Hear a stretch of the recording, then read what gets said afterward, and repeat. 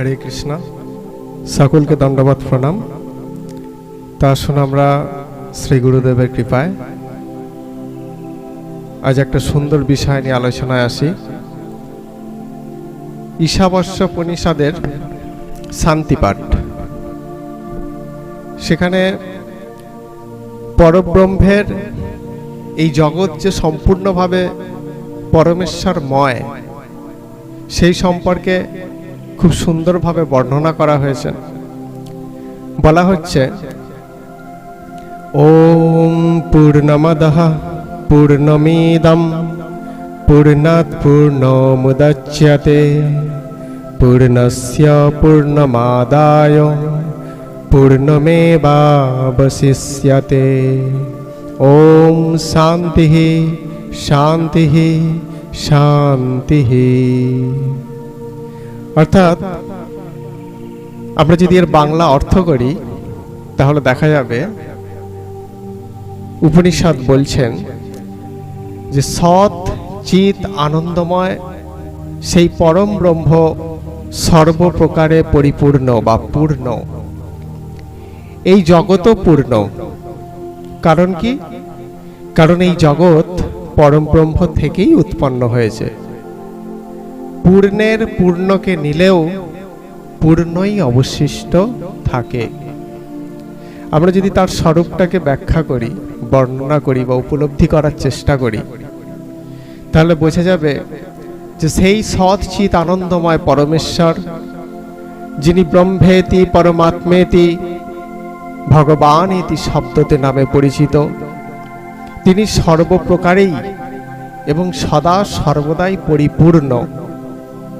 আর এই জগৎ যেহেতু সেই পরমেশ্বর পরমব্রহ্ম ভগবান দ্বারাই উৎপন্ন হয়েছে বা সৃষ্টি হয়েছে, সেহেতু এই জগৎ পরব্রহ্মেরই পরিপূর্ণ, অর্থাৎ পরব্রহ্মের দ্বারাই পরিপূর্ণ।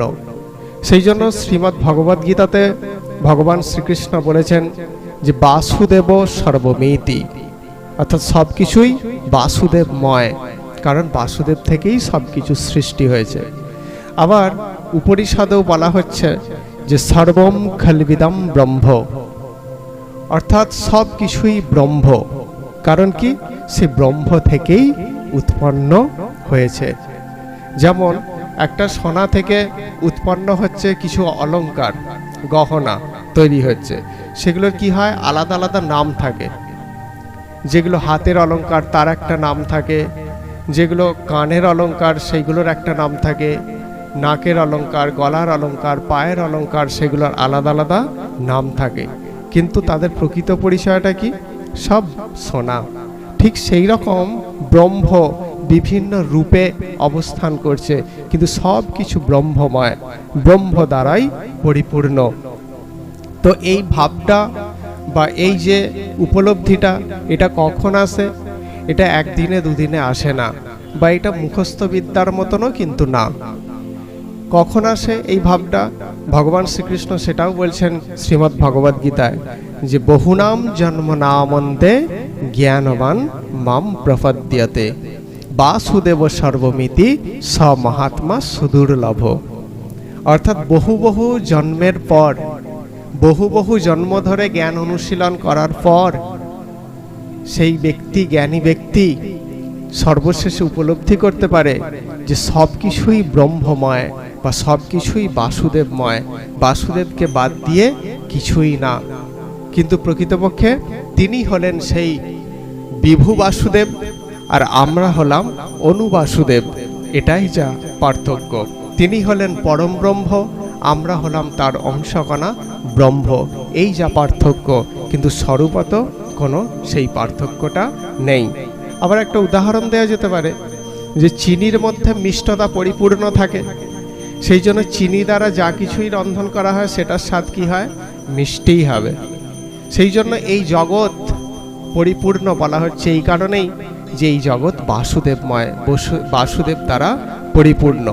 আবার এখানে বলা হচ্ছে যে পূর্ণের পূর্ণকে নিলেও পূর্ণই অবশিষ্ট থাকে। পূর্ণ থেকে যাই নেওয়া হোক না কেন, সেটা অবশেষে কি থাকে? পূর্ণই থাকে, সে কমে যায় না। যেমন আমার কাছে যদি 5 টাকা থাকে, তো তার থেকে 1 টাকা কাউকে দিয়ে দিলে কি হয়, আমার কাছে 1 টাকা কম পড়ে যায়, অর্থাৎ 4 টাকা হয়ে যায়। আরও 1 টাকা দিয়ে দিলে সেটা কি হয়, 3 টাকা হয়ে যায়। এরম করে করতে করতে যখন আমি দিতে থাকবো তখন এক সময় শেষ হয়ে যাবে। কিন্তু পরমেশ্বর ভগবান এমনই পূর্ণ, তার সত্তা, হ্যাঁ, বা তার ভগবত্তা বা তার স্বরূপ এমনই পরিপূর্ণ যে তার থেকে যা কিছুই উৎপন্ন হোক না কেন, তিনি যতই দিক না কেন, তিনি কোনোদিনও তার পূর্ণতাকে কখনো হারিয়ে ফেলেন না। যেমন একটা উদাহরণ দিলে আরো ভালো বোঝা যাবে, যে আগুন, একটা মোমবাতি জ্বলছে, সেই মোমবাতি থেকে তুমি 1000টা মোমবাতি জ্বালতে পারো, কিন্তু প্রথম যে মোমবাতি থেকে 1000টা বাতি জ্বাললে সেই আগুনের তেজ বা জ্যোতি কিন্তু কমবে না, সে যেমন তেমনই থাকবে। কিন্তু তার থেকে কি হচ্ছে, 1000টা বাতি জ্বালা হয়ে গেল। এমন নয় যে তার থেকে এত আগুন জ্বালা হলো বলে ওর তেজটা কমে গেল। এটাই হচ্ছে পূর্ণতার বৈশিষ্ট্য। ভগবানও হচ্ছে ঠিক সেরকম, যে পরিপূর্ণ। তাই কি করা হচ্ছে, তাকে বলা হচ্ছে যে তিনি সর্বপ্রকারে পরিপূর্ণ। আর তার থেকে যেহেতু এই জগৎ সৃষ্টি হয়েছে, তাই এই জগৎও হচ্ছে সে ব্রহ্মময়, সবই বাসুদেবময়, পরিপূর্ণ। আবার এখানে একটা প্রশ্ন আসতে পারে যে আচ্ছা, জীবাত্মাও কি পরিপূর্ণ? জীবাত্মা পূর্ণ কি? কারণ তাকে তো পরমাত্মার অংশ কণা বলা হয়, অংশ কি কখনো পূর্ণ হতে পারে? তাহলে উত্তরে এটাই আসে যে উপনিষদ অনুসারে যে হ্যাঁ, জীবাত্মাও পূর্ণতা প্রাপ্ত হয় যখন সে পরমাত্মার সেবায় যুক্ত থাকে। কখন পূর্ণতা প্রাপ্ত হয়? যখন সে পরমাত্মার সঙ্গে সংযুক্ত থাকে, কানেক্টেড হয়ে থাকে, তখন তার পরিপূর্ণতা প্রকাশিত হয়। হ্যাঁ, তো ঠিক যেমন আবার একটা উদাহরণ দেওয়া যায় যে ঠিক যেমন এক বিন্দু জল সমুদ্রের জলের সঙ্গে মিশে গিয়ে সেও কি হয়, অসীম সমুদ্রে বা অসীম সাগরে পরিণত হয়। কিন্তু এই এক বিন্দু জলটা সমুদ্র থেকে যদি বিচ্ছিন্ন হয়ে থাকে, সে কেবল এক বিন্দু জল।